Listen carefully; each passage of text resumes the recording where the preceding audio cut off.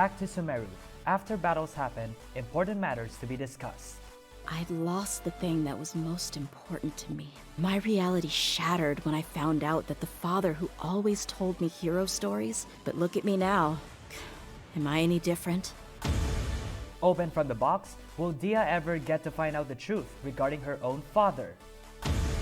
Caught by forest rangers while searching for this Caribert? And later on, a shocking truth on Eide. Let's find out later.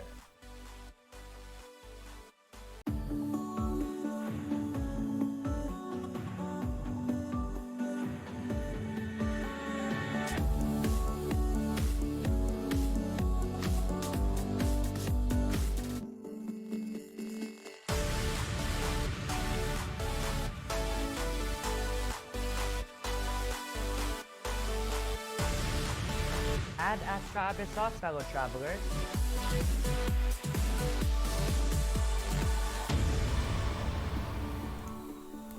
Good evening, fellow travelers. After the events involving battles between the members of Dakan al-Ahmar against the Deshret's relics led by its leader named Mishal. Later on, Dakan members later surrendered to the authorities while the Deshrets were caught red-handed and brought to justice. As Dehya, along with the Traveler and Paimon, headed back to Sumeru City, they got to discuss some important matters, particularly on the post-developments that were up to next. Later on, a friend of hers would later join in. Tonight, let us take a dip deeper on their situations after what has already happened. What's this? Don't you remember? You asked Paimon what she would do if she were to wake up tomorrow with loads of money. And Paimon said that she would get boatloads of tasty snacks. You looked super confused at the time, but said it was an adorable thing to say. These opportunities don't come by often. So today, Paimon's gonna treat you to a special crash course on Paimon's life philosophy. Hey, come on! Paimon's not that stingy. Anyway, the point is that you should eat to your heart's content. You'll feel better for sure once you've gotten something in your tummy. Dunyarzad will also be here shortly. She's already heard that we're back. Aw, thanks you two. Honestly, this is very unlike me. I just had a lot on my mind on our way back, so I didn't know what to say. My chest was filled with all kinds of intense emotions. They just shook me even more than all the feelings we've shared during our previous adventures. But when everything came to an end, those emotions also vanished without a trace, and I was left feeling more empty than ever before.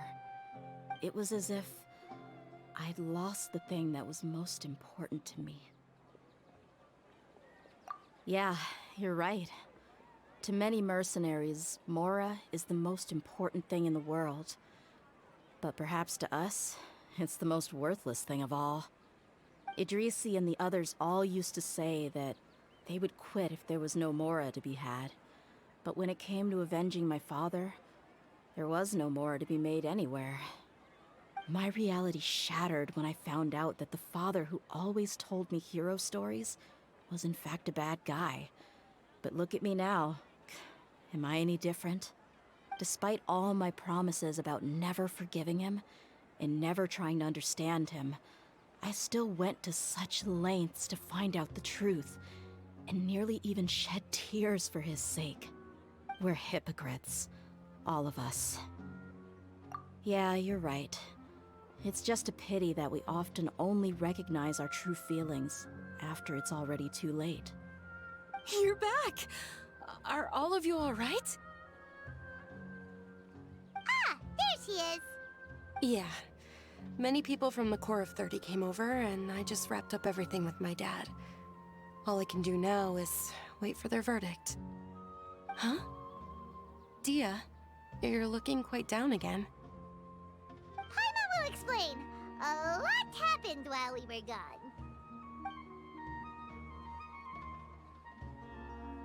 I'm sorry. I really should have controlled my emotions better. I just... It's all right, my lady. You were hurt by all of this as well. Truth be told, I'm starting to feel a little guilty watching you cry like this. Dehya, oh, your pain must be even worse. You shouldn't need to comfort me. Hey, don't worry about me.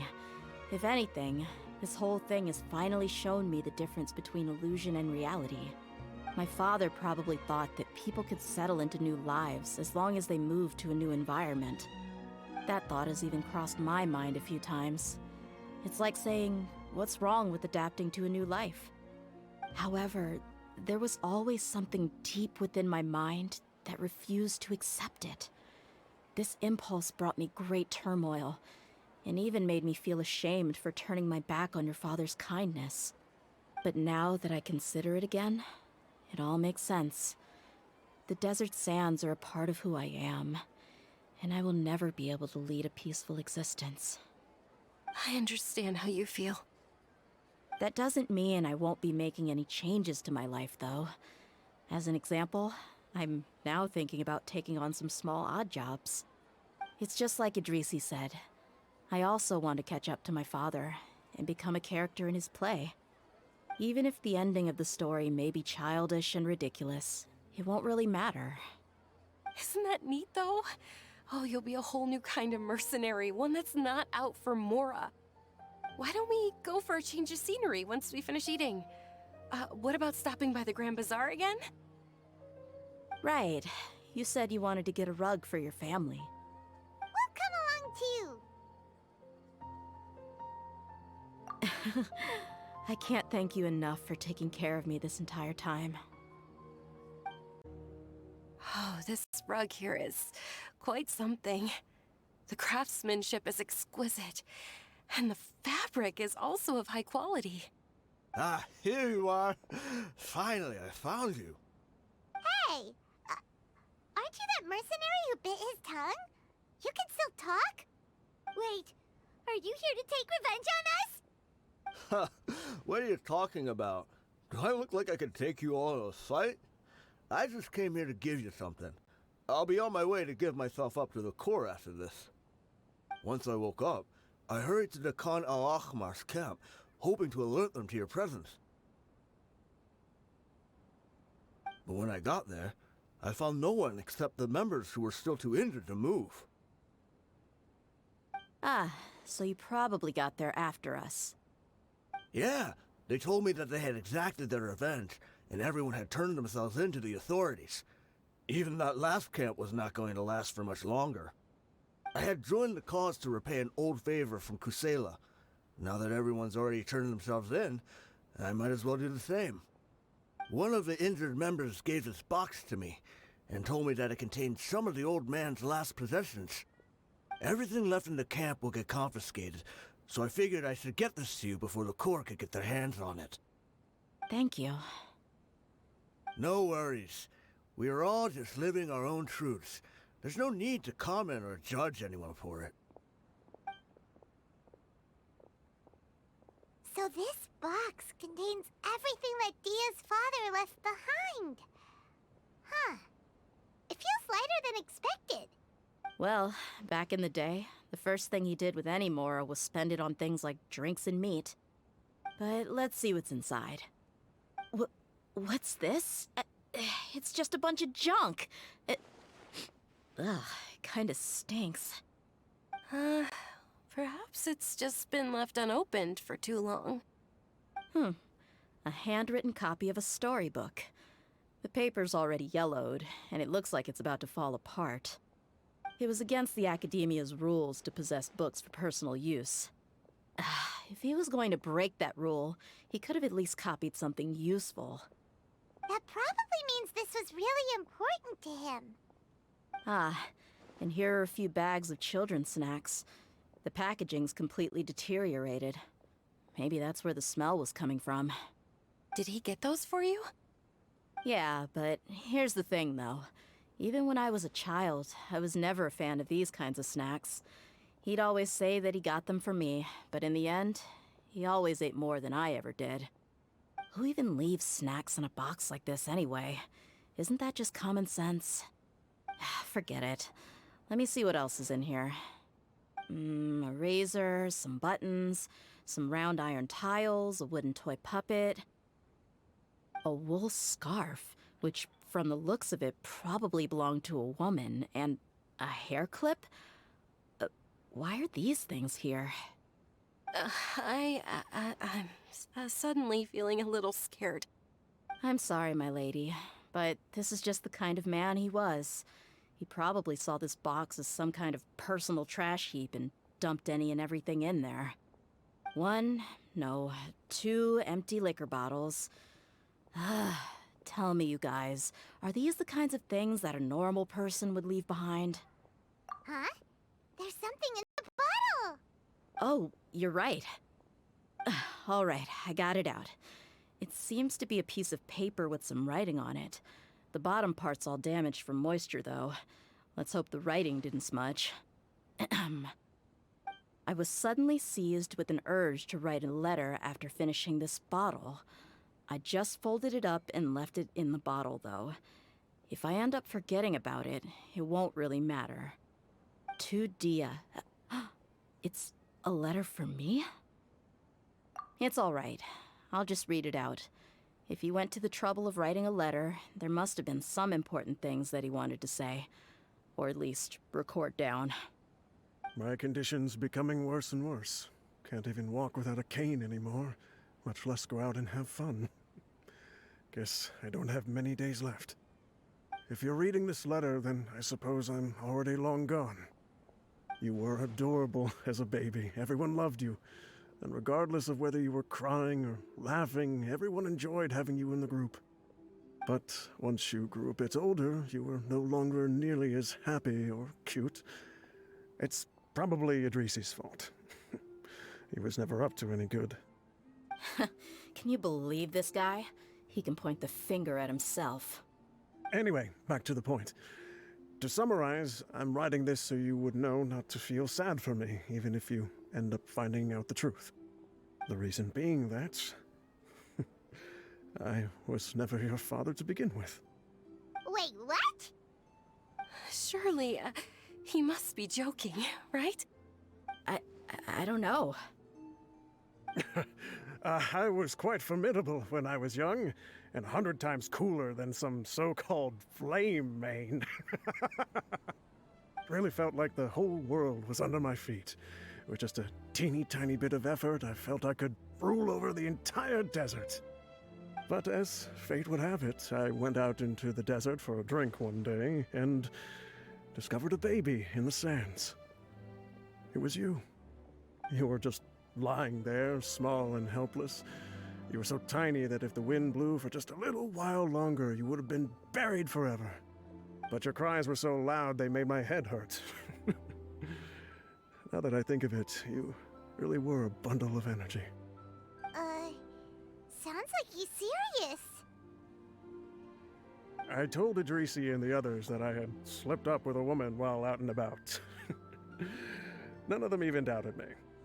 I'm sorry that I had to lie to them for so long, but I really had no other choice. I was their most esteemed leader, after all. It's not like I could just tell them that I suddenly wanted to play at being a father. At this rate, I'll puke up all the liquor I just drank from this bottle. Anyway, Dehya, you possess the kind of freedom and kindness that we could only dream of. As far as how you should live your life, that'll be up to you to decide. That's the end of the letter. In the end, he was still thinking of me as a little child. I suppose, or I would have suffocated under the sand a long time ago. He was a good father to you. The fact that he wasn't a blood relative doesn't change that. Yeah. It's just a pity that we had to learn the truth of everything like this. Do you already have some ideas about the decision that he wanted you to make? I do. If he first found me alone in the sands, then I want to try my hand at finding the person who abandoned me. I just have one wish. To tell them a story. That there once existed a childish and foolish jerk with a heart of gold. And that only under his care was I able to grow and mature into the person I am today. If If you end up finding any leads, can you share them with us? We go on adventures all the time. Maybe we'll be able to find some information for you. Sure, I appreciate it. I wasn't expecting you to be so enthusiastic. I'll help too. Thank you. All of you. Thank you so much. My life has certainly had its twists and turns, but I've always considered myself lucky. Because no matter where I've gone, I've always been surrounded by incredible kindness. And that is how Dehya realized on the developments, and with her own father Kusela, on the letter reads that already made her open her eyes, that she was once a sign of interesting happiness, that everyone enjoyed being with her in the group. But then, as she grows old, and with no good terms with Dakan member Idrisi, and with the truth on the note, Kusela is not her blood father. He passed away after his fight for his life. But even so, he may be like a good father figure to Dehya, and she will always possess the kind of freedom and kindness, and happiness as well. When we return after the break, as we move on to the next story, while Traveler head and help Eide find Caribert, they were later caught by the forest rangers, and later on, a shocking truth will be discovered tonight.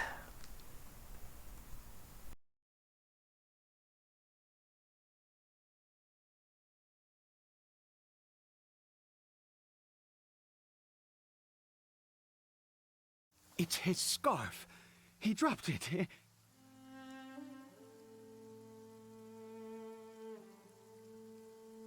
Looks like we're going the right way. Come on.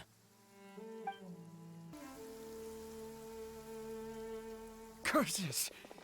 Forest rangers. Hey! Who are you? We haven't seen you around here before. What's your business here? Have you seen a hilly churl? A hilly churl should have come past this way. Have you seen it? I asked you first. Don't make this more difficult than it needs to be.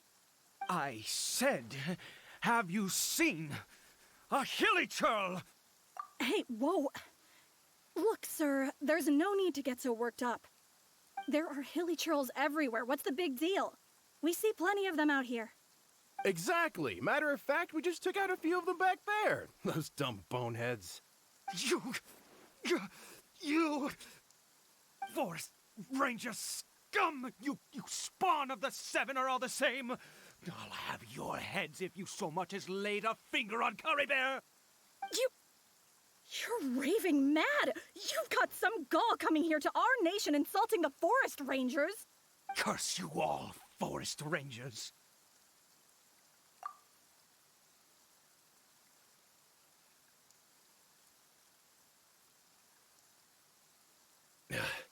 I don't get it. Why make such a huge fuss over a few hilly churls? Makes no sense. He'd only just regained his mind. How could you do this to him? So tell me, Forest Rangers, did you really spare none of them?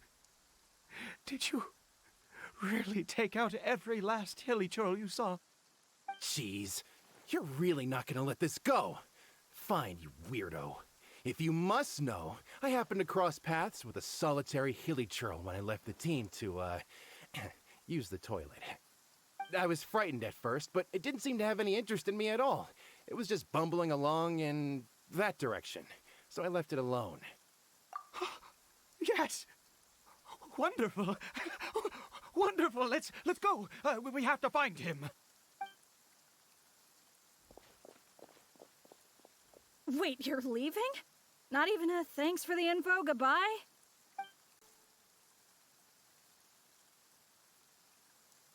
Caribert! Caribert, stop! It's me! It's Papa! Whatever you saw, it was all a trick. An illusion. I told you, we're in a fairy tale world now. Nothing here is real. Please, Caribert, come back. It's time to go back.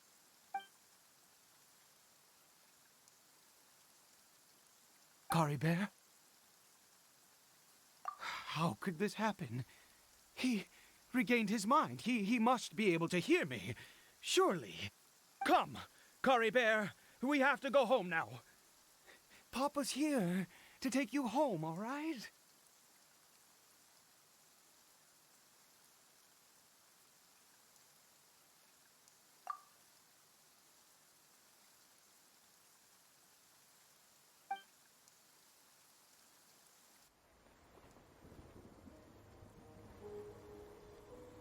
Papa. Caribert, Papa, I can't take it. please, Caribert. It's my fault. I'm so sorry. If only I'd known. It's all too much. Papa!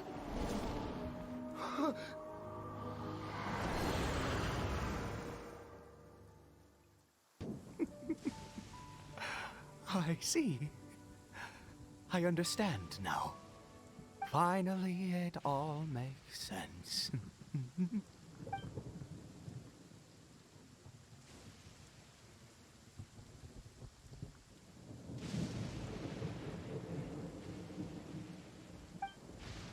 Ah, traveler, you're awake. Finally, we can rejoice together. Wait, no. Why am I still calling you traveler? Oh, I have known your true identity for some time now. I suspected it was you from the beginning. I had to talk to you to be sure. Oh, of course you haven't. With your status, you can hardly be expected to know all of us. In any case, I've been using a fake name this entire time. Eide is the name of a servant I once had. My real name is Clotar. Clotar Alberich.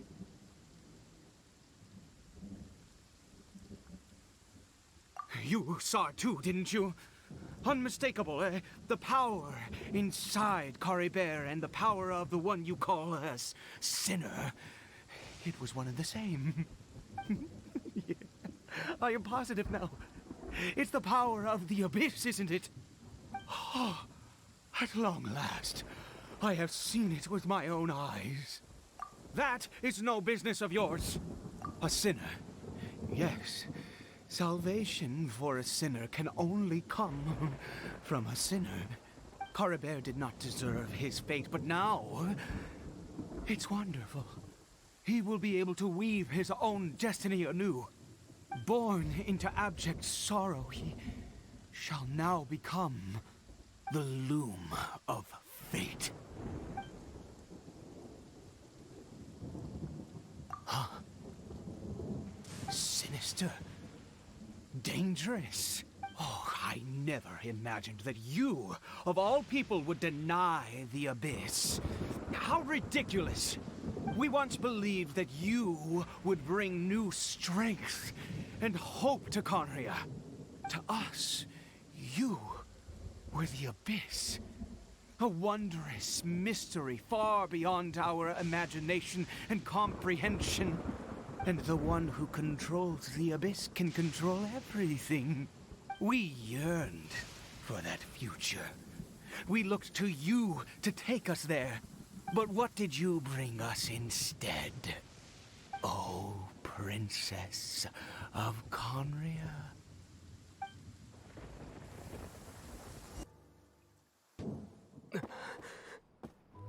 Why did he just call me?